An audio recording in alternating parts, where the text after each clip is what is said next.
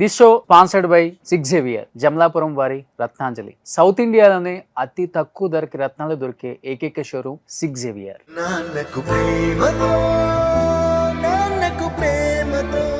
Hi hello, welcome to Suman TV. నేను మీ Roshan and welcome to my show Nannaku ప్రేమతో.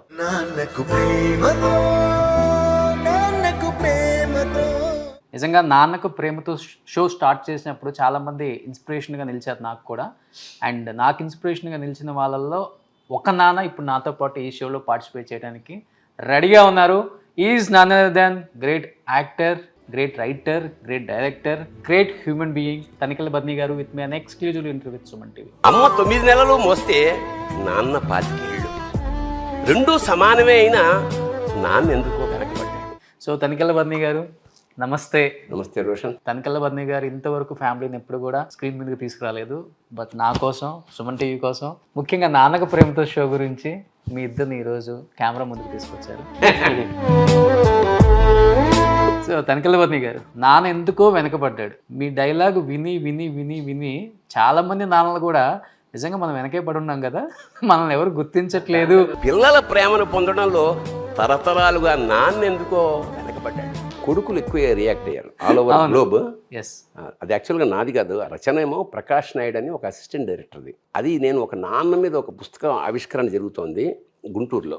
అయితే నేను చదివింది నాది కాదు. ఆ పుస్తక ఆవిష్కరణకి వెళ్ళినప్పుడు నాకు ఎవరు వాట్సాప్లో చాలా చెత్త, కొన్ని మంచి కూడా ఉంటాయి కదా. సందర్భం సరిగిపోయిందే, నాన్న ఎందుకో వెనకబడ్డాడు అనేప్పుడు వాళ్ళు ఎవరు అడగలేదు, నేనే చదువుతున్నప్పుడు సడన్గా మా నాన్నగారు గుర్తొచ్చి నాకు గొంతు గద్గద్దం అయిపోయిందన్నమాట. నాకు కళ్ళనీళ్ళు వచ్చాయి. నేనేం అనట్లే, వెనకాల ఎవరో కూర్చొని ఇలా వీపు రాస్తున్నారు. నాకు ఒక 1 మినిట్ అట్లా ఫ్రీజ్ అయిపోయా. అంటే ఎమోషన్ వల్ల ఏమిటంటే ఈ పొయిట్రీలో ఉన్న భావం, నా ఎమోషన్ రెండు యాడ్ అయ్యి ఇంకా నెక్స్ట్ ఎవరు తీశారో కూడా తెలియదు నాకు. ఇక ప్రపంచవ్యాప్తంగా న్యూజిలాండ్ నుంచి, అక్కడి నుంచి, ఇక్కడి నుంచి, అంటే కొడుకులు అందరూ ఫోన్ చేశారు. కొంతమంది అయితే మేము వెంటనే ఫోన్ చేసి మా నాన్నతో మాట్లాడడం, కొంతమంది నాన్నను చూడడానికి మేము విదేశాల నుంచి వచ్చేసాం ఇట్లా. సో అది చాలా మంచి కవిత, అతనికి మంచి భవిష్యత్తు ఉంది. అది అంచేత కర్తృత్వం నాది. వెంటనే నాదనుకుని చాలామంది అబ్బా ఎంత బాగా రాసావు అంటే నాది కాదు నేను అని అతన్ని పిలిచి నేను సత్కారం చేసి ఇక్కడే ఓ శాలువా కప్పి మీడియా పరంగా మీడియా ముందు చెప్పా, ఇతను రాసింది, అతని పేరు ప్రకాష్. అది దీని నేపథ్యం.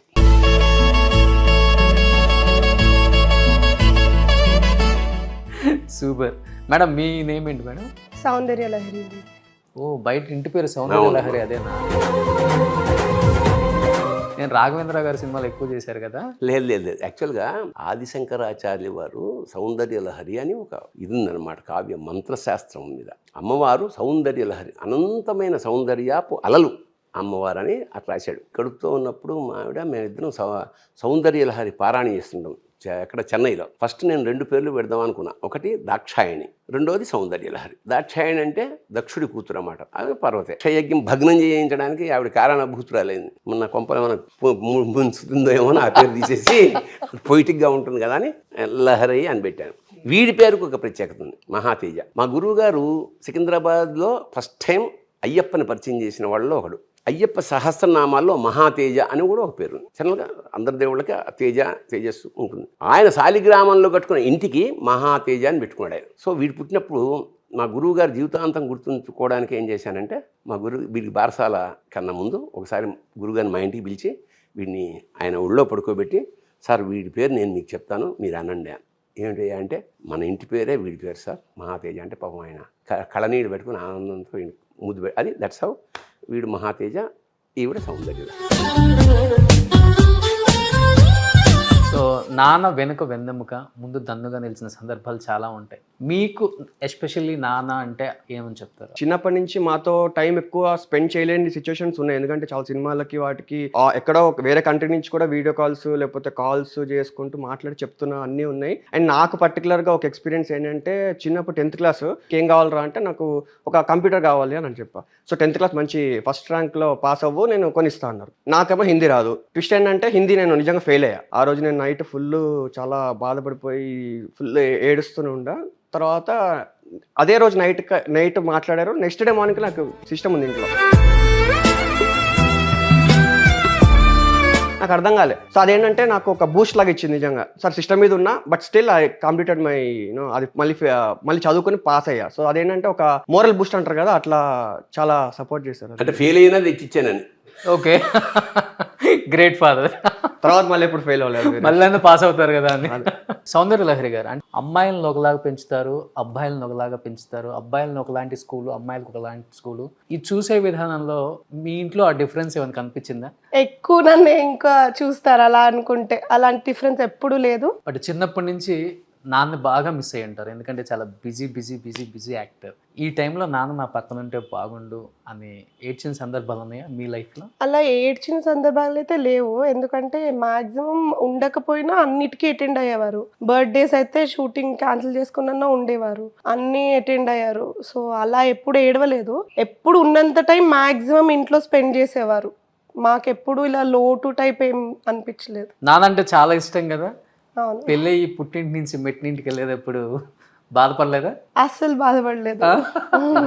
అంటే రెగ్యులర్గా రోజు వస్తాను, ఎవ్రీడే ఏదో ఒకటి వండి పంపిస్తాను. సో ఇక్కడ వచ్చి వండి పెడతారా. సో అసలు ఎవ్వరూ బాధపడలేదు. బాధపడద్దని కూడా చెప్పాను నేను. అవునా? అస్సలు ఎవ్వరూ బాధపడలేదు. హ్యాపీగా అన్నీ హ్యాపీగానే చేసుకున్నాం. మీరు ఎప్పుడన్నా ఫీల్ అవుతారా సార్, కూతురికి అటాచ్మెంట్ ఎక్కువ ఉంటుంది ఫాదర్తో? ఇది చిన్నప్పుడు కృష్ణాయిలు తాగేసింది. ఎక్కడ నేనేమో ఇక్కడ ఉన్నా చెన్నైలో, నేను మా ఆవిడ పిల్లాడు, నాకు అసిస్టెంట్ మహర్షి, జనార్దన్ మహర్షి. యాక్చువల్గా మా ఆవిడ రాకముందే నా జీవితంలో జనార్దన్ మహర్షి ప్రవేశించాడు. వీళ్ళిద్దరిని ఒక విధంగా మా ఆవిడికి సపోర్ట్ చేస్తూ వీళ్ళని పెంచిన వాడు జనార్దన్ మహర్షి. వాడు ఇప్పటికి కూడా వాడికి ఫస్ట్ వీళ్ళు ఫోన్ చేయగానే ఫస్ట్ అటెండ్ అయ్యేది మహర్షి. ఇప్పటికి కూడా వాడు దీపావళికి వీళ్ళకి టపాకాయలు కొనిపెడుతుంటాడు. ప్రతి సంవత్సరం వీళ్ళని తీసుకెళ్ళి వీళ్ళకి ఏం కావాలో కొనిపెడుతుంటాడు. అట్లాంటి ఒక అటాచ్మెంట్ అనమాట. అయితే నేను ఇక్కడికి వచ్చేసా షూటింగ్కి. నాకు సాయంత్రం ఫోను.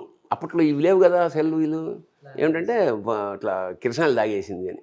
నేను ఇమ్మీడియట్గా ఈవినింగ్ ఫ్లైట్కి వెళ్ళాలంటే అక్కడ ఏం జరిగిందంటే, ఏదో ఆడుకుంటూ తాగేసింది కదా, ఇవి కంగారు పడి అటు ఇటు పరిగెడుతుంటే ప్రణవానందన్ అసిస్టెంట్ అయ్యున్నాడు, ఈవి సత్యాన్ గారు. అతను ఇలా నడుచుకుంటూ వెళ్తుంటే చూసేట. పాపం అతను సపోర్ట్ తీసుకెళ్ళి అది హాస్పిటల్ అయితే వామిటింగ్ ఏదో చేశారు.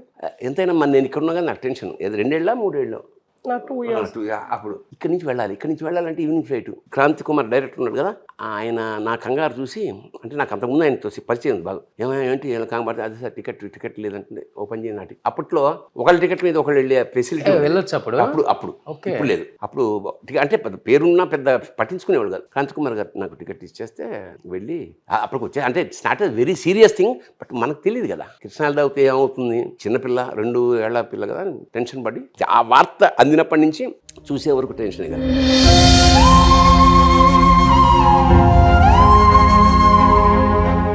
తేజ, ఎప్పుడన్నా మీరు ఫీల్ అయ్యారా నాన్న పక్కన ఉంటే బాగుండు? ఫీల్ అంటే బేసిక్గా చెప్పే కదా, అంటే నాకు స్కూల్కి వచ్చేవాళ్ళు. యాక్చువల్లీ మాకు రిపోర్ట్ కార్డ్స్ చిన్నప్పుడు ఇచ్చేవాళ్ళు కదా మనకి పేరెంట్ టీచింగ్ మీటింగ్స్కి. దానికి యూజువల్గా పేరెంట్స్లో మదర్ కానీ ఫాదర్ కానీ కొంచెం బాగా ఫేమస్ ఉండి వాళ్ళు ఉంటే యూజువల్గా రారు కదా. సో గార్డియన్స్ కానీ లేకపోతే ఎవరో ఒకరు వస్తారు. సో మా నాన్న అయితే, మా స్కూల్ యాక్చువల్లీ పక్కనే అనమాట, ఇక్కడ వెరీ చాలా దగ్గర. సో వచ్చేవాళ్ళు. సో మా ఫ్రెండ్స్ అందరూ కొంచెం ఎగ్జైట్ అయ్యి అంటే వచ్చిన పర్పస్ ఒకటైతే, వీళ్ళ ఫ్రెండ్స్ అందరూ వాళ్ళ గుమిగూడి వాళ్ళ ఫోటోలు దిగి లేదా సిగ్నేచర్ వాటికి ఎక్కువ ఇదైపోయేది. నేను ఇలా ఉండి ఇలా చూసేవాడిని, సరే ఓకే ఎంతసేపు అవుతుంది, ఎప్పుడు వస్తారు అని చెప్పి. బట్ మాక్సిమం కల్పించుకుని టైం మరి మాతో స్పెండ్ అయితే చేశారు. కొన్నిసార్లు it happens, but ya we are happy.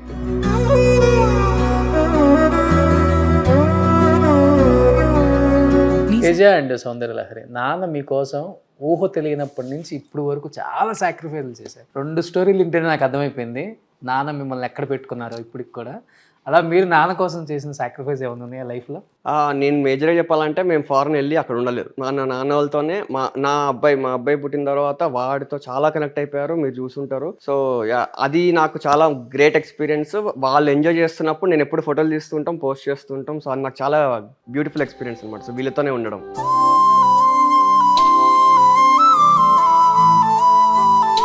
ఒక ఫాదర్ అయిన తర్వాత ఒక ఫాదర్ విలువ మీకు తెలిసి ఉంటుంది. ఆబ్వియస్లీ. ఏం అర్థం చేసుకున్నారు నాన్న గురించి ఎగ్జాక్ట్గా చెప్పండి. సాక్రిఫైస్ చేసే, అంటే ఇక స్టెప్ వేసాను, ఇంక చాలా సాక్రిఫైస్ చేయాలని అర్థమైంది. హోప్ఫుల్లీ చేస్తాను అనుకుంటున్నాను. సూపర్. మీరు? ఇన్ఫాక్ట్ వాళ్ళు చేయనివ్వరు కూడా. ఏమైనా చేయాలనుకున్నా వాళ్ళు చేయనివ్వరు సాక్రిఫైస్. అదే నాకు అర్థమైంది. అయితే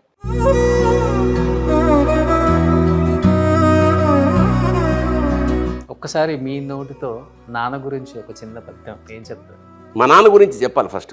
మా నాన్నగారి పేరు TVSS రామలింగేశ్వరరావు. మా నాన్న అంటే స్వతంత్రం రాకముందు ఆయన గుండుగోలను వెస్ట్ గోదావరి, అక్కడి నుంచి సెకండ్ ఫామ్ టెంకంపేట అని తెలంగాణలో ప్రాంతం, ఒక రెడ్డి గారి అబ్బాయికి అన్ని సబ్జెక్టులు చెప్పడానికి టీచర్గా వచ్చాడు ఫస్ట్ టైం హైదరాబాద్. ఆ తర్వాత ఒక ఏడాదికి మొన్న వెళ్ళిపోయారు.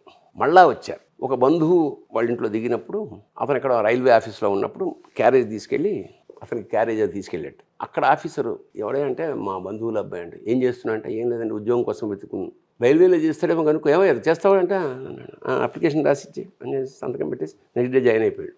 మిథునం చూసావు కదా, మిథునంలో క్యారెక్టరు బాలసుబ్రహ్మణ్యం క్యారెక్టర్ అంతా మా నాన్న, ఎక్సెప్ట్ ఫుడ్. మా నాయన ఫుడ్ లవర్ కాదు మా నాన్న, ఓకే, కానీ సమస్త పనులు చేసేవాడు. ఇప్పుడు సండే చారల అండర్వేర్ ఉంటుంది ఇక్కడ దాకా, అది వేసుకుని ఫ్యాన్ రిపేర్ అనుకో ఫ్యాన్ దింపేసి చేసేవాడు. చెక్క పని చేసేవాడు. బిందెలకి బొక్కలు పడితే మాటలేసేవాడు. ఏదన్నా పాత డ్రమ్ము కింద భాగం విరిగిపోతే దాన్ని కట్ చేసేసి ఒక గొయ్యి దవ్వి దాన్ని అందులో పాతేసి అందులో నీళ్లు పెట్టేవాడు. అంటే విచిత్రం అన్నమాట. ఇంకా అసలు నాకు ఆశ్చర్యం వేసేది, ఇన్ని పనులు ఎలా చేయగలరు. చెప్పులు కుట్టేవాడు. ఇప్పుడు అప్పట్లో మనకు హవాయి చెప్పుల సీజన్ కదా, నాకు తెలిసి నాకు 7th క్లాస్ వరకు చెప్పులు లేవు.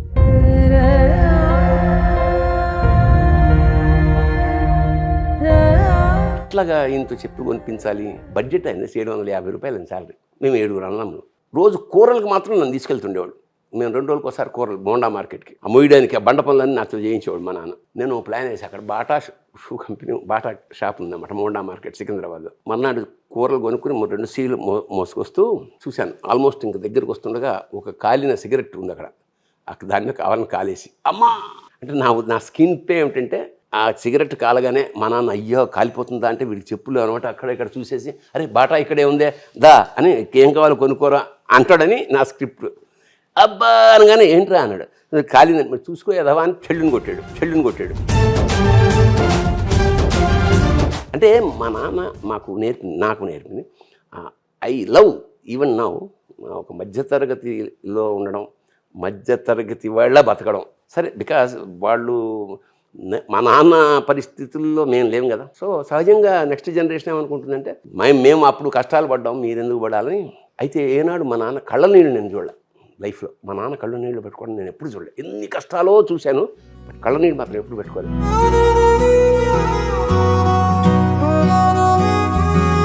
I'm not a good student. మా అన్నదమ్ములందరూ గోల్డ్ మెడలిస్టులు వాళ్ళు, మా తమ్ముళ్ళు కూడా. బట్ నాకెందుకు చదువు అవ్వాలి. మా పక్కన అమాల్ బస్తీ అని ఉండేది. అమాలీలు అంటే కూలీలు వాళ్ళు, వాళ్ళ పిల్లలు, వాళ్ళతో నా స్నేహం. సిగరెట్ తాగడం, గంజాయి తాగడం, ఇట్లా చాలా అసలు ఇప్పటికే కరెక్ట్ కాంట్రాస్ట్.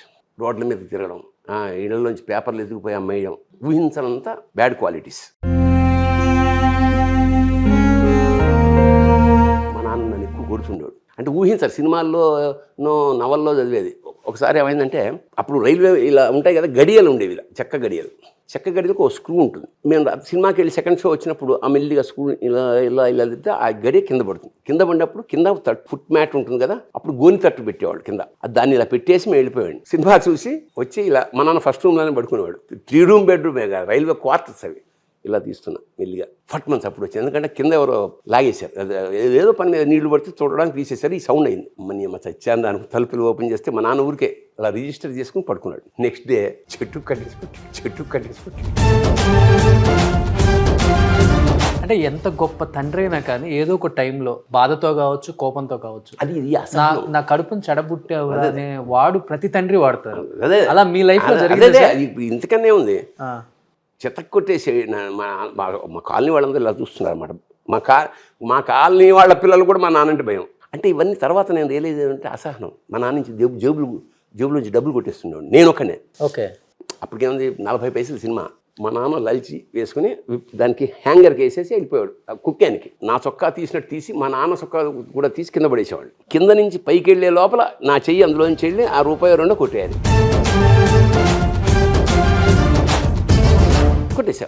కొట్టేసి జేబులో పెట్టేసాం, మామూలుగా వేసి వెళ్ళిపోయాం. కట్ చేస్తే జేబులో తీస్తే అది ₹100. అసలు ఎప్పుడు నా ₹100 అంత పట్టుకోలేదు. ఏంట్రా ₹100 తీసేసాను, మళ్ళీ పెట్టడం కుదరదు. ఇంకా మళ్ళీ అప్పుడు దొరికిపోతా. చెమ్మీన్ అనే సినిమాకి వెళ్ళాం. చెమ్మీన్ అని షీలా హీరోయిన్, చాలా గొప్ప క్లాసిక్ ఫిలిం. ఓకే, ఏదో ఏముంది అప్పుడు ఏం చేస్తాం, మన సమోసాలు ఏవో తిన్నాం. ఇంకో సినిమాకి వెళ్ళాం, 10 లాఖ్ సినిమా పేరు. నేను మా ఫ్రెండ్. ఈ ఫ్రెండ్స్లో ఏమిటంటే 2 వెళ్ళారనుకో, ఇంకో 2 వదిలేసినందుకు వాళ్ళు కక్ష పెట్టుకుంటారు. నన్ను తీసుకెళ్ళడా వీడిని. సరిగ్గా ఇంటర్వెల్ టైం కాడు వచ్చి అంటాడు, మీ నాన్న వెయిట్ చేస్తున్నాడు. నా గుండెలో రాయి పడిపోయింది తెలిసిపోయింది ఇంట్లో అని. భయంగా అయ్యి మధ్యాహ్నం వచ్చి ఇంటర్వెల్ నుంచి వచ్చేసి ఆ టికెట్లు అవతల పడేసి ఇంటికి వచ్చి సాయంత్రం 7:30 అవుతుంది. మా నాన్న ఉన్నాడు, ఏం మాట్లాడలేదు మా నాన్న. వెళ్ళాను, అమ్మ అన్నం పెట్టమన్నా, ఏదో సంథింగ్ ఏదో జరుగుతోంది సైలెన్స్గా. అన్నం పెడితే వచ్చాడు మా నాన్న. వాడికి కాస్త నెయ్యి కొంచెం పప్పు ఎక్కువ వేయాను. నేను అర్థం కాలేదు ఏమిటి ఇంత ప్రేమ ఉన్నట్టు నాన్నకు ప్రేమతో నాన్న ప్రేమ ప్రవహిస్తోంది. ఇదే లాస్ట్ డే కదా వాడు అన్నం తిన్నాం ఇక్కడ మన ఇంట్లో, రేపటి నుంచి జైలే కదా అన్నాడు. జైలు దేనికి నాకు అర్థం కాలే. అప్పుడు చెప్పాడు మా నాన్న 100 రూపాయలు కొట్టేస్తా చెత్తలా. అది బూతులు. అప్పుడు నేను ఒక వాక్యం చదివా, ఎవరైతే తెల్లారగట్టలు ఎవరో వాడి జీవితంలో గొప్పవాడు కాడు. అది ఎందుకు నాకు చాలా సభల్లో చాలా మోటివేషన్ క్లాసెస్లో అది నేను అప్లై చేసుకునేది. ఇవాళకి వరకు మళ్ళీ ఇప్పుడు సూర్యోదయం కన్నా ముందే లేస్తాను. ఎన్ని గంటలకు లేస్తారు మీరు మార్నింగ్? నేను ఇప్పుడైతే మరీ 4:35కే లేచేస్తాను. బ్రాహ్మీ ముహూర్తంలో లేచేస్తాను ఈ మధ్య. అంతకుముందు జనరల్గా 5:30 కన్నా. ఒకవేళ ఏ కారణం చేత నైట్ షూటింగ్ 2ంటికి వచ్చినా లేచి కాఫీ తాగి టిఫిన్ చేసి మళ్ళీ పడుకుంటాను తప్ప లేవాలి అంతే. This is my standard message for the next generation. ఎప్పుడైనా సరే పొద్దున్న కనుక లేస్తే నీకు బూళ్ళ టైం మిగిలిపోతుంది. మన వాళ్ళు చూసారు 9:30 లేచి అప్పుడు గబగబ అన్ని గబగబా చేస్తారు. Nothing is plan. So that is అది ఒక వేదమంత్రం లాంటి పాయింట్. ఏమిటంటే బిఫోర్ సన్ రైజ్ నువ్వు లేస్తే you will shine like sun. Super. అలాంటి ఒక మధ్యతరగతి కుటుంబంలోంచి ఇంతమందిని ఎదుగుంటూ వచ్చి మా నాన్న నేను నాటకాల్లో ఏమైంది, ఈ తండ్రికి ఇష్టం ఉండదు కదా. నైట్ ఇలా వచ్చిన తర్వాత రెండోసారి ఇట్లా కాదని వెనక నుంచి ఒక బాత్రూమ్ నుంచి ఎక్కే ఉండే, రైల్వే సిమెంట్ బాత్రూమ్లో ఉండేవన్నమాట. ఎక్కుతున్నప్పుడు ఒకసారి జారిపోయి ఇదంతా గీసుకుపోయింది ఇక్కడ దాకా బ్లడ్. అయినా సరే బయటకు వచ్చేసాను. ఇక్కడ తలుపు ఉంది, అక్కడ తలుపు వేసింది. నేను మెల్లిగా కొడితే మా అమ్మ లేచింది, ఇది ఇంట్లో కంగారు పడింది, అన్నం పెట్టేసింది. తెల్లారగట్ట మా నాన్న లేచి ఇక నువ్వు ఇంట్లో ఉండడానికి వీల్లేదు గట్ట. నేను అప్పుడు కొంచెం గ్రాడ్యుయేషన్ వచ్చింది కాబట్టి సరే అని చెప్పి మా గురుగారు రాళ్ళపల్లి గారి ఇంటికి వెళ్ళిపోయారు. 3 రోజుల తర్వాత మా అన్నయ్య వచ్చాడు. మా నాన్న రమ్మంటున్నాడు అని కాదు, అమ్మ ఏడుస్తుందిరా, మా నాన్న రమ్మన్నాడు. మన చాలా అమ్ముండి మా నాన్న. ఏడ్చారా బాగా? నేను ఎందుకు ఏడుస్తాను, నాకు ఇది కదా, అంత ఏడ్చే వయసు కాదు కదా, ఇంటర్మీడియట్ అయిపోయింది. రానిదా పోలే, మా గురువు అన్నం దొరుకుతుంది ఇక్కడ, అన్నం బ్రహ్మాండం. మా గురువుగారు నన్ను ఎత్తిన పెట్టి చూస్తాడు. నా నాన్నగా మా రాళ్ళపల్లి గారింటో నేనే కొడుకుని అంత గౌరవంగా, అంత ఇష్టంగా, అంత ప్రేమగా చూస్తాడు అనమాట. ఏం కావాలంటే అది ఈ సుఖంగా ఉంది కదా, అక్కడి నుంచి ఇక్కడ బెటర్గా వచ్చా. మా అమ్మ ఏడుస్తుందని చెప్పి అంటే అప్పుడు నన్ను. సో ఆ తర్వాత నేను నాటకాలు రాయడం, షీల్డ్ రావడం అవన్నీ చూస్తే దీంట్లో ఉండేవాళ్ళం. నేను చెన్నై వెళ్ళిపోయాను. చెన్నై వెళ్ళిపోయిన తర్వాత మా నాన్న రియలైజ్ అయ్యాడు ఏమిటంటే వీడు చాలా కీర్తి ప్రతిష్టలు సంపాదించాడు. చేతిలో భరణి గారు అబ్బాయి మీరు, మన భరణి గారు తండ్రా మీరు అనేటప్పటికి ఓహో వీడికి ఇంత ప్రతిష్ట వచ్చిందనమాట అని. నేను ఒకసారి చెన్నై నుంచి వచ్చేటప్పుడు ఏం చేస్తున్నా అంటే ఒక బల్ల కట్టేసి ఇలా చెప్పగా అన్నీ ఒక చేసేది దాని మీద నా షీడ్లు అన్ని పెట్టి తుడుస్తున్నాడు చక్కగా. మా నాన్న చాలా చాలా జోవియల్ మనిషి, అంటే జోకేస్తే అసలు గుచ్చేసుకుంటుంది. సిగరెట్ కలిసేవాడిని అప్పట్లో. నేను ఇంట్లో మా నాన్న తెలుస్తుందంటే ఓ రోజు జేబులో సిగరెట్ ఉంది, అలా తగిలించేసా నా చొక్కా. పొద్దున్న లేచేటప్పటికి మా నాన్న సిగరెట్ కాస్తున్నాడు. మా నాన్న ఎప్పుడో మానేశాడు సిగరెట్. చూట ఇదేంటి ఏం కాలుస్తాడు, సిగరెట్ ఎలా కాస్తాడు? దమ్ముడి కొడుకు కాస్ట్లీ సిగరెట్లే కాలుస్తాడే.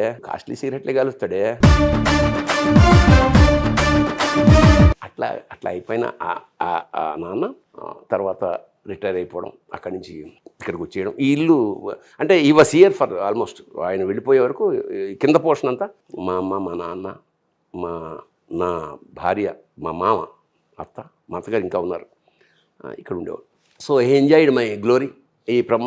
ఈ దీంట్లో సహస్ర చంద్ర దర్శనం అని దాదాపు 74-75 ఏట బ్రహ్మానందం తన ఇంట్లో పెద్ద ఫంక్షన్ ఏర్పాటు చేశాడు మా అమ్మ నాన్నలకి, ఒక సన్మానం. అట్లా ఈ enjoyed the last face of అప్పుడు మధ్యతరగతి కుటుంబాల్లో బాధలు అవన్నీ ఏమున్నా లాస్ట్ ఫేస్ అంతా ఆయన వెళ్ళిపోయే వరకు ఏం చేసేవాడు, నాది ఎండిఓర్ ఉండేది కారు, ఇలా కొట్టేవాడు దాని మీద కొడితే డ్రైవర్ వచ్చేవాడు, రమేష్ అని ఉండేవాడు. తాతగారు అని ఏం లేదురా వీడికి వాళ్ళ షూటింగ్ ఉందా లేదా కనుక్కోసారి.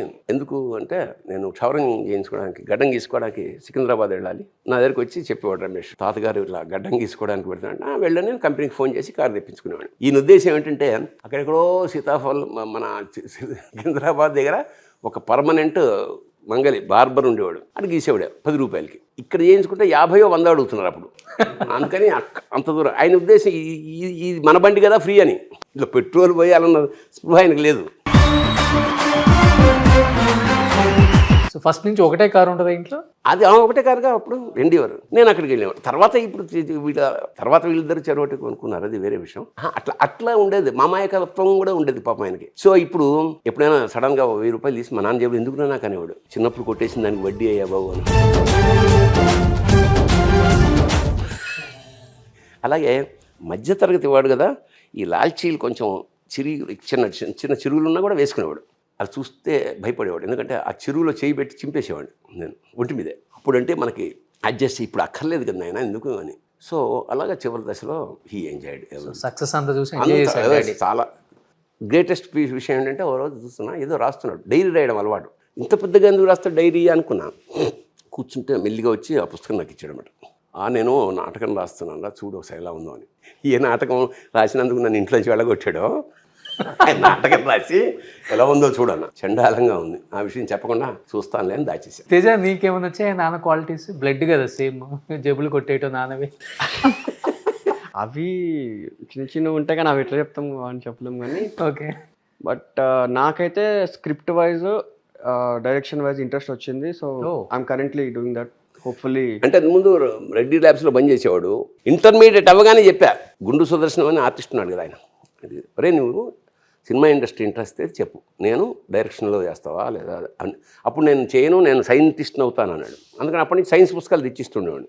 కింద పోర్షన్లో మంటలు వస్తుండేవాడు ప్రయోగాలకి కిందంతా. అక్కడ తర్వాత ఈ మధ్య 2-3 ఇయర్స్ నుంచి మహర్షి దగ్గరే చేస్తాను. సూన్ చూస్తాం అనమాట అయితే యాజ్ ఎ డైరెక్టర్గా. గ్రేట్. సౌందర్యలహరి గారు, మీరు ఎలా అంటే చిన్నప్పటి నుంచి చదువులో కానీ లేకపోతే కాలేజీకి వెళ్ళినప్పుడు పెళ్లి విషయంలో కానీ అంటే మీ చాయిస్ ఎక్కువ ఉంటుందా, లేకపోతే నాన్న వృద్ధి కాదు ఇదే చదవాలి ఇదే ఇక్కడనే పెళ్లి చేసుకోవాలి అలా ఉంటుందా? మీరు చెప్పండి. అసలు లేదు, చిన్నప్పటి నుంచి నేను ఈ కాలేజ్లో జాయిన్ అవుతున్నా అంటే జస్ట్ వచ్చి ఫీజు కట్టేవారు అంతే. దానికన్నా ఇది చెయ్యొద్దు అని ఎప్పుడు చెప్పలేదు.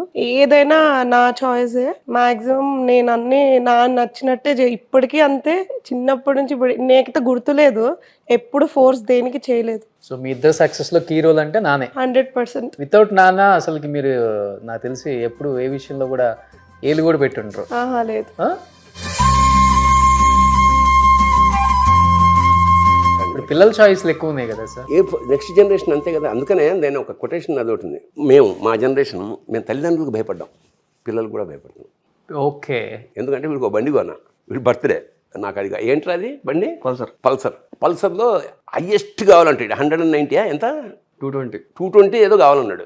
మా ఆవిడ కంగారు పడిపోతుంది, వాడు అంతంత చూస్తున్నాం కదండి పిల్లలు యాక్సిడెంట్ అవుతుంది అందుకని కొనొద్దంటే వాడి దగ్గర 120 ఎంత ఉందనుకుంటా, 150 వాడికి ఫోన్ చేసి బర్త్డే ఎల్లుండి వీడికి కావాలంటున్నాడు, డబ్బులు కట్టేసాం, 220 ఎంత అంటున్నాడు, అవి రాలేదని చెప్పు, 150 వచ్చింది, ఇష్టం ఉంటే తీసుకో. బర్త్డే కదా వీడి అన్న ఫ్రెండ్స్కి చూపించుకోవాలి, ఇంకా మరో గచ్చంతం లేక 150 అక్కడ చెప్పేసి నేను టిప్ చంపేస్తాను, నేను ఇవ్వను రూపాయి కూడా, 220 ఇస్తే. సో 150 ఏడుస్తూ వెళ్ళి తెచ్చుకున్నాడు. ఒక 1 వీక్ 10 days వెళ్ళి కుంటుకుంటూ వచ్చి ఏమైందంటే ఎక్కడో పడ్డాడు. సరే చిన్న దెబ్బ. ఓ రోజు అక్కడ అది లీక్ అవుతుంది, ఆయిల్ ఏదో లీక్ అవుతుంది కదా, ఇదేంటి లీక్ అవుతుందని చచ్చేలా గట్టిగా తిట్టే వెళ్ళిపోయాడు. రావట్లేదు. సాయంత్రం అయింది, 7 అయింది, 9. మా ఆవిడ నన్ను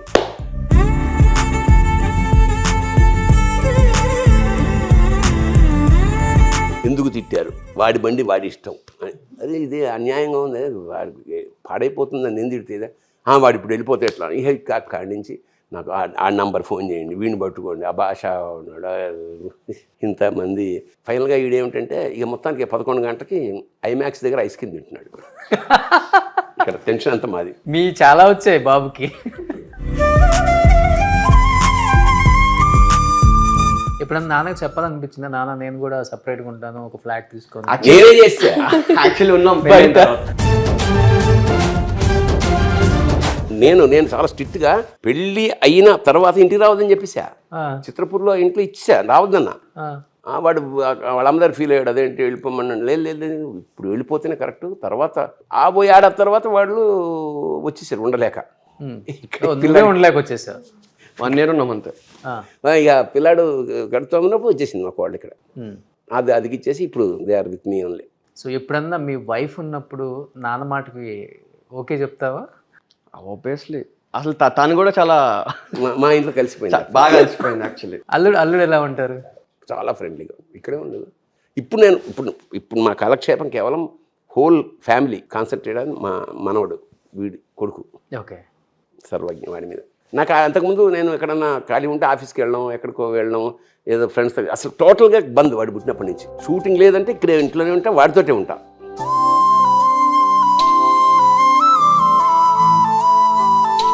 నాన్న గొప్పతనం చాటే ఒక గొప్ప షో కాబట్టి, సో మీలాగా ఎవరు చెప్పలేరు నాన్న గొప్పతనాన్ని మంచి కవిత్వంలో. ఒకసారి నాన్న గొప్పతనం గురించి ఏం చెప్తారు? మధ్యతరగతి నటరాజు, చుట్టూ సమస్యల జ్వాలామాల తోరణం, ఒక చేతిలో భగభగమండే పుత్రాగ్ని, మరో చేతిలో చెంగు చెంగుమనే ఆశల జింక, మెళ్ళో బుసలు కొట్టే కుబుసం వదిలిన కూతురు, విరబోసుకున్న జటాజూటం లాంటి బెంగ, అందులో నెలవంకలాగా లీలగా మెరిసే ఫస్ట్ తారి, గడసీమలో పెద్దల్లుడి కోరికల కపాలమాల, కటిసీమలో తోలు ఒలిచేసిన పులి లాంటి మాసికలేసిన పంచి, మేకపోతు గాంభీర్యం లాంటి శాలరీ త్రిశూలం, తల తాకట్టు పెట్టిన తడిసి మోపెడవుతున్న వడ్డీల గంగ, అప్పులాళ్ల నమ్మక చమకాలు, బాస్తేత నిత్య రుద్రాభిషేకం. ఈ మధ్యతరగతి నటరాజు తాండవం ఆడేది అజ్ఞానం మీద కాదు, అమాయకురాలైన ఆలి మీద. మా నాన్న రైల్వేలో గుమాస్తా, 7 కొడుకులం. అంటే అనగనగా ఓ రాజు, ఆ రాజుగాడికి 7 అంచేత మా నాన్నే మధ్యతరగతి మహారాజు. మీరు అన్నారు ఒక మాట దీంట్లో, మధ్యలో మనకెవరు ఇంకా ఆలి, ఏది ఉన్నా కానీ కోపం ఆమె మీదే చూపిస్తాం, భార్య మీద, పిల్లల మీద ఉన్నా, ఎవరి మీద ఉన్నా, బయట వాళ్ళ మీద కూడా. అలా మీరు ఎప్పుడన్నా అనవసరంగా నోరు జారి అన్నా నేను ఆ భార్యని అని బాధపడిన సందర్భం ఉందా? చాలాసార్లు మా అన్నాను ఏదో తెలియని మా నాన్న. నేను ఒక కన్ఫెషన్ ఉంది మా నాన్న గుడి. అదే ఈ పావలార్ధారు కొట్టేయడం, సారీ అంటే పాపం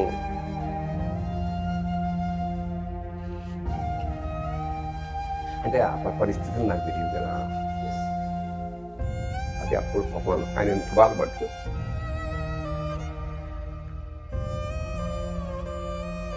మీ గురించి నాన్న ఎప్పుడు ఏడవలేదు, నాన్న కళ్ళల్లో కన్నీళ్ళు చూడలేదు అన్నారు. బట్ నాన్న గురించి మీరు అర్థమవుతుంది. వెలుగు చీకటిలోన తోడై నిలిచే నాన్న పాపం ఆయన ఎంత బాధపడ్డాడు. ఎడబాటున కసిరే వేదనలో. మీ లైఫ్లో మీకు ఇన్స్పిరేషన్ ఎవరు సార్? పుస్తకాలు, కవులు వాళ్ళే మా ఇన్స్పిరేషన్ అన్నిటికీ. నేను ప్రబంధ సాహిత్యాలు అన్నీ చదివేశాను, అన్ని కావ్యాలు, పంచకావ్యాలు చదివేసుకున్నాను. అన్ని సంస్కృత కావ్యాలు చదివాను. I love to read. అంటే చదివినప్పుడు అనిపిస్తుంది మనం ఏం రాస్తున్నాం నాన్ సెన్స్ వాళ్ళతో కంపేర్ చేస్తే అని. అంత స్థాయిలో సాహిత్యం మా ఇంటి నిండా ఎక్కడ సాహిత్యం ఉంది. ఆ తర్వాత మెల్లిగా సంగీతంలో కూడా ఎంటర్ అయ్యి ఆటగదరా శివ రాయడానికి.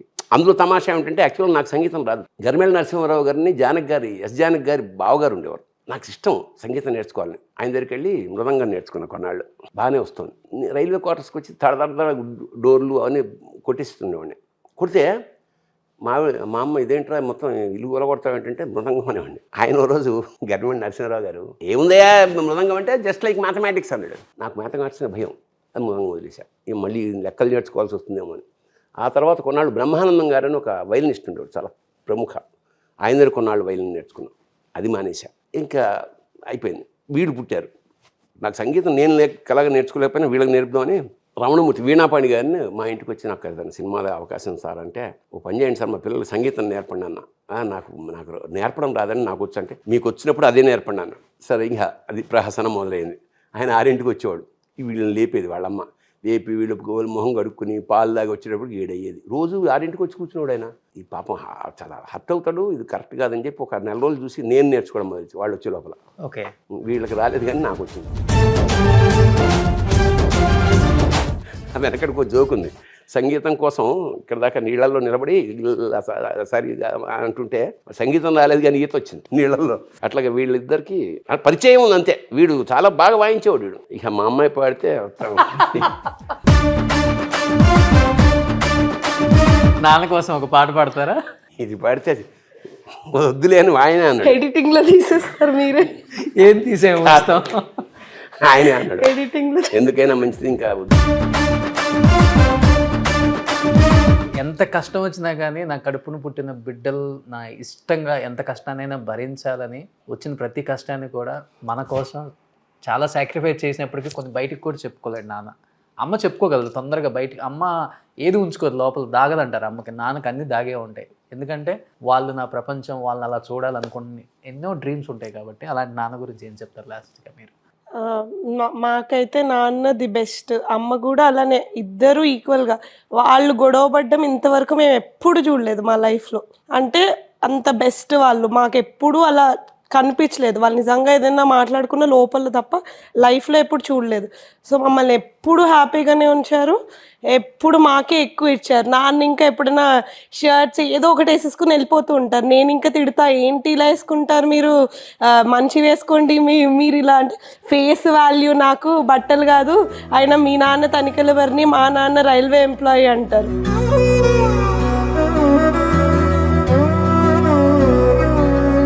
ఎప్పుడు సింపుల్ లైఫే వాళ్ళు బతికారు, మాకు అదే అలవాటు చేశారు.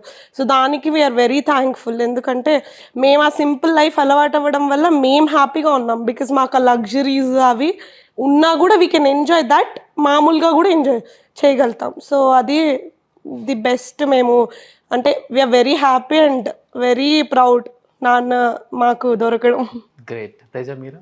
అమ్మ నాన్నల దగ్గర నుంచి నేర్చుకోవాల్సిందంటే మేము ముఖ్యంగా ఒకళ్ళ గురించి ఒకళ్ళు తగ్గడం అనమాట.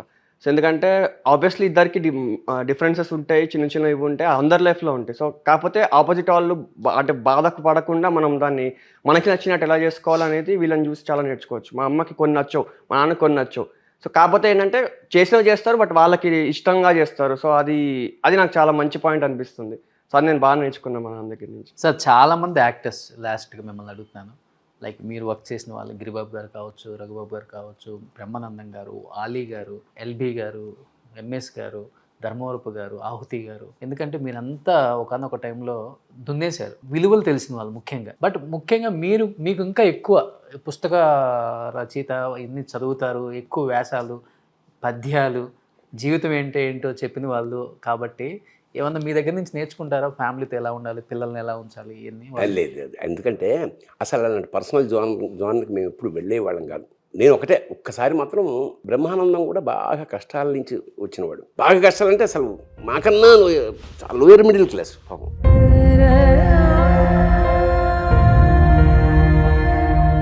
ఎప్పుడో ఒకసారి వాడి ఇంటికి వెళ్ళినప్పుడు ఆ రోజు పండగ అనుకుంటా, ఇప్పుడంటే పండగ చేసుకుంటాం కానీ అప్పుడు మన ఇంటికి పండగ ఎప్పుడు వచ్చిందిరా అనగానే వాడి పాపం కళ్ళనీళ్ళు పెట్టేసి బోర్ నేర్చాడు అంత స్థితిలో.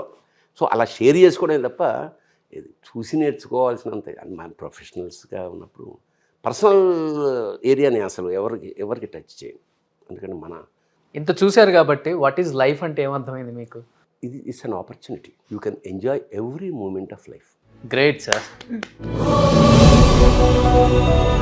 అండ్ ఇప్పుడు చాలామంది ఓల్డ్ ఏజ్ హోమ్ బాగా ఎక్కువైపోయినాయి సార్. ఒక్కొక్క తల్లిదండ్రుల ఆవేదన వింటుంటే అసలు మనకు దగ్గర వాళ్ళ, మన చుట్టాల అన్నంత ఫీలింగ్ మాకే వచ్చేస్తుంది. ఓల్డ్ ఏజ్ హోమ్స్ మీద మీ ఒపీనియన్ అంటే ఏమని చెప్తారా? నేను చెప్తున్నా, ఇట్లా ఓల్డ్ ఏజ్ హోమ్లు నన్ను ఎవరో పిలిచారు దాన్ని ఓపెన్ చేయమని.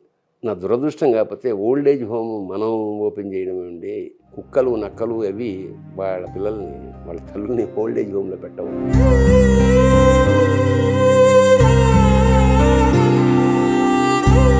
ఈ ఓల్డ్ ఏజ్ హోమ్లో ఎందుకు ఇట్లా పెడుతున్నారు మీరు, కరెక్ట్ కాదు కదా. ఇంత సంపాదించంటే ఒక 8 ఏళ్ల కుర్రాళ్ళు లేచి, ఏం లేదు సార్, మమ్మల్ని చిన్న హాస్టల్లో పడేస్తున్నారు కదా, రుణం తీర్చుకుంటున్నాం.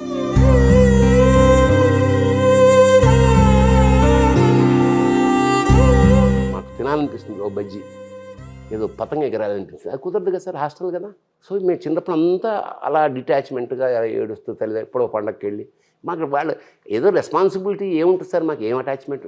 చాలా తమాషా విషయం ఏంటంటే వీళ్ళిద్దరిని సత్యసాయి స్కూల్లో పెడదాం అనుకున్నా. ఇది మంచి శ్లోకాలు, పద్యాలు, మంచి క్రమశిక్షణ ఉంటుందని. ఎక్కడది పుట్టపర్తిలో ఇవి అప్లికేషన్స్ తీసేసుకొచ్చా. వెళ్ళి అప్లికేషన్ తీసుకుని మేమిద్దరం కన్నడ సినిమా చేస్తున్నాం, నేను బాబుమోహన్తో పెడుతున్నప్పుడు ఇట్లా అప్లికేషన్ తెచ్చాను రా, వీళ్ళిద్దరికి సీట్లు వచ్చేస్తాయి అక్కడ, బాగా చదువుకుంటారంటే వాడు ఇలా పట్టుకున్నాను. నేను ప్లీజ్ రా, భగవంతుడు నీకేదో ఇచ్చాడు కదా, వాళ్ళని ఇంట్లోనే పెట్టుకో, ఎందుకంటే మేము అక్కడ గంజి కోసం వెయిట్ చేయాల్సి వస్తుంది, ఏదన్నా కొనుక్కోలేము, తినలేము, ప్రేమించలేము. నా మాటని ఇవి చింపేసి అప్లికేషన్స్ నేను అనుభవించా. ఎప్పుడు పెట్టకండి పిల్లల్ని, వాళ్ళకి వస్తే వచ్చింది, రాకపోతే వాళ్ళకి నువ్వు పైగా వాళ్ళు ఏం సంపాదించక్కర్లేదు, ఇప్పుడు నీకేం పెట్టక్కర్లేదు, పరమేశ్వరుడు ఇస్తున్నాడు కదా, వాడిని ఎంజాయ్ చేయని. వాళ్ళు ఎంజాయ్ చేస్తుంటే నువ్వు చూసి నువ్వు ఎంజాయ్ చేయ తప్ప అప్లికేషన్ అంటే అప్పుడే చింపేసి కారు నుంచి బయటపడేసి బహుశా ఇది వాళ్ళకి తెలుసా ఏం గుర్తులేదు. గుర్తులేదంటే తెలియదు. తెలియదు. అదే ఇది తెలియకుండా వెళ్ళి అప్లికేషన్ తెచ్చేసి వీడు ఆ మాట అన్నాక చింపేసి. For that I'm thankful to Babu Mohan always. చాలా హ్యాపీ అనిపించింది మీ ఫ్యామిలీని ఇలా మీట్ అవ్వటం. అండ్ దట్టు ఒకసారి మీ ఆ డైలాగ్ చెప్పరా, నాన్న ఎందుకో వెనకబడ్డాడు. నాన్నెందుకో వెనకబడ్డాడు, ఎందుకంటే నాన్న వెనక ఉండి వెన్నెముకలో ఉంటున్నాడు కాబట్టి వెనకబడ్డాడు. ఆయన వెనకే ఉండాలి, మనల్ని ముందుకు నడిపించాలి. అమ్మ 9 నెలలు మోస్తే నాన్న 25 ఏళ్ళు, రెండూ సమానమే అయినా నాన్న ఎందుకో వెనకబడ్డాడు. 6 సంవత్సరాలు వచ్చే వరకు పిల్లలు నాన్న చూడకుండా ఉండలేరు. 60 సంవత్సరాలు వచ్చిన తర్వాత తల్లిదండ్రులు పిల్లల్ని చూడకుండా ఉండలేరు. బట్ మీరు ఇప్పుడు హ్యాపీగా పిల్లలతో హ్యాపీగా ఉంటున్నారు. సో నాన్నకు ప్రేమతో.